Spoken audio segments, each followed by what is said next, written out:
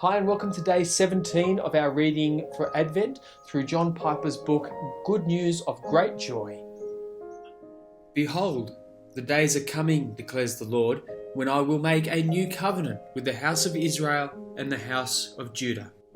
God is just and holy and separated from sinners like us. That is our main problem at Christmas and every other season. How shall we get right with a just and holy God?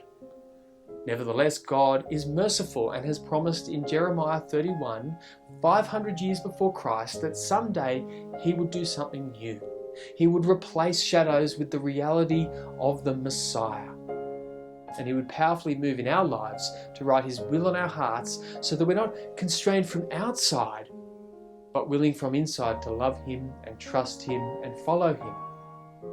That would be the greatest salvation imaginable, if God should offer us the greatest reality in the universe to enjoy and then move in us, to know that reality in such a way that we could enjoy it with the greatest freedom and the greatest pleasure possible.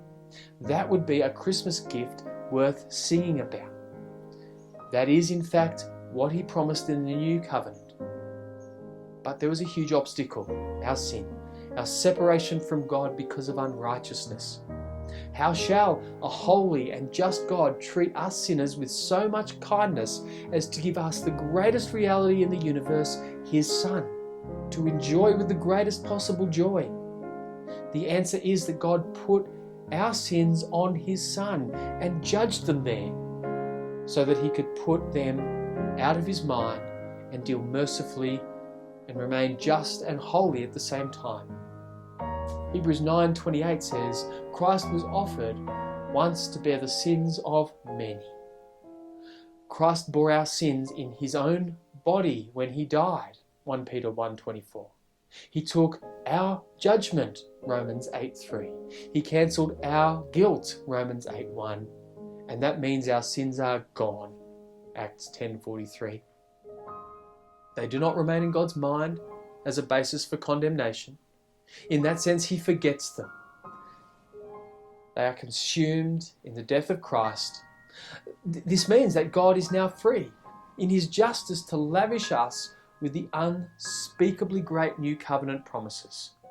He gives us Christ, the greatest reality in the universe, for our enjoyment, and He writes His own will, His own heart on our hearts, so that we can love Christ and trust Christ and follow Christ from the inside out with freedom and joy.